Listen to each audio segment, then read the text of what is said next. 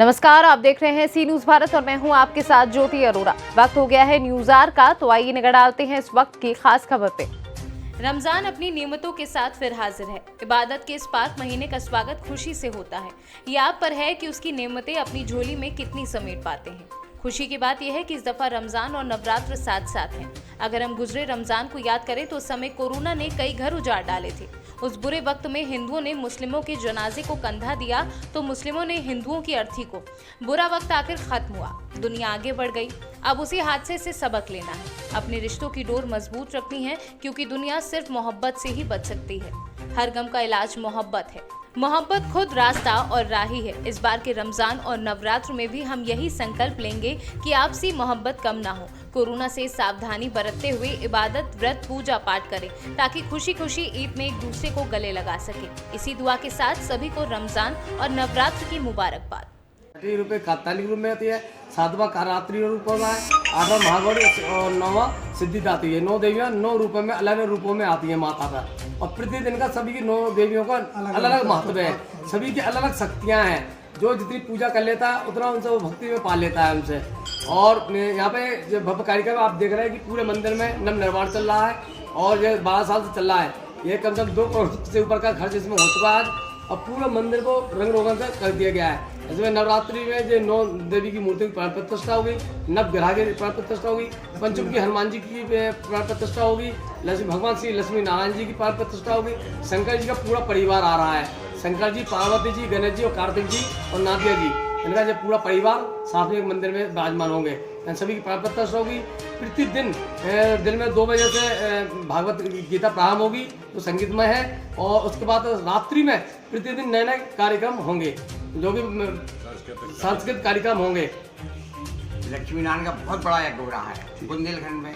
तो बुंदेलखंड का सबसे बड़ा यज्ञ है। यहाँ बहुत अच्छे आज तक महंत लोग, आज तक 26 मूर्तियाँ किसी भी मंदिर में स्थापित नहीं हुए पूरे बुंदेलखंड में।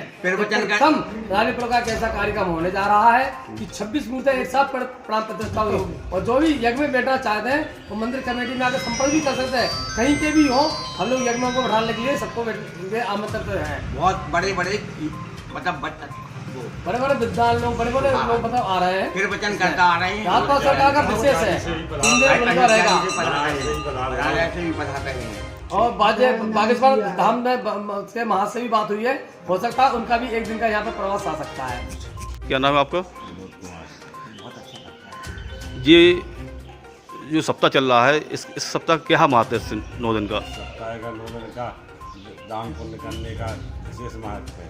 तो हिंदू धर्म रीति रिवाज के नव संवत्सर ही प्रारंभ होता है नवरात्रों कन्या पूजन। अच्छा, और यहाँ पर बड़ी माता के मंदिर पर 25 मूर्तियाँ विराजमान होना है। 25 मूर्ति रखनी है। उनमें 9 देवी जी हैं, लक्ष्मी नारायण भगवान हैं, गणेश जी महाराज हैं।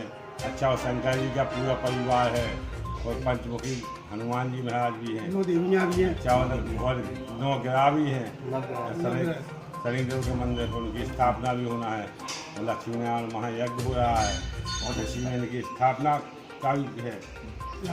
अब लोग आ रहे हैं, सभी लोग सरकार आ रहे हैं, रातों सरकार आ रहे हैं।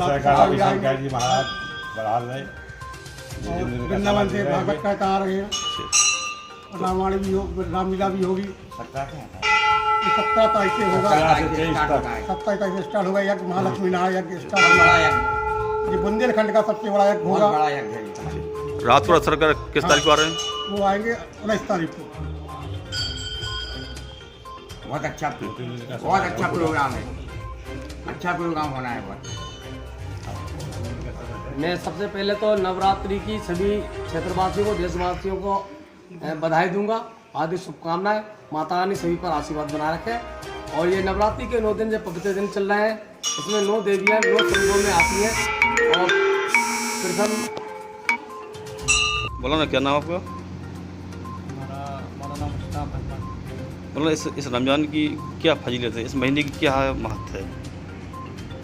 ये महीना बहुत ही मुबारक महीना है और ये अल्लाह तबारक व तआला की तरफ से एक इनाम और अपने बंदों, अल्लाह तबारक व तआला ने अपने बंदों के तरक्की के लिए और उनको अजर इनाम से नवाजने के लिए अल्लाह पाक ने ये महीना अता फरमाया है। और इस महीने की सबसे बड़ी बात ये है कि इस मुबारक महीने में कुरान पाक हमारी जो मुक़द्दस किताब है वो नाज़िल की गई है, जो इंसानों की सरासर हिदायत और रहनुमाई करती है। और इस महीने के अल्लाह तबारक व तआला ने रोज़े फ़र्ज़ किए हैं। रोज़े का बहुत ही ज़्यादा अजर सवाब है।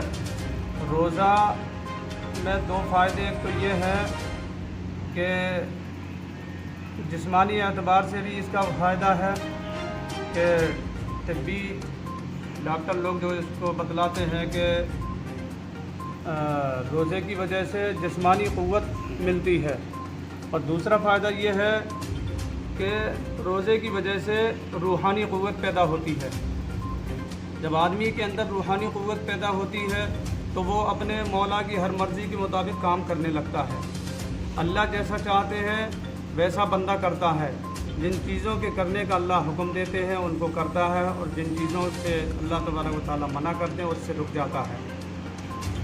रोज़ा एक बहुत ही कीमती चीज़ है, और अल्लाह तबारक व तआला ने इस मुबारक महीने में अब हुज़ूर सल्लल्लाहु अलैहि वसल्लम की उम्मत पर बड़ा फ़ज़ल फरमाया है कि जो इसमें शब क़दर एक रात दी गई है।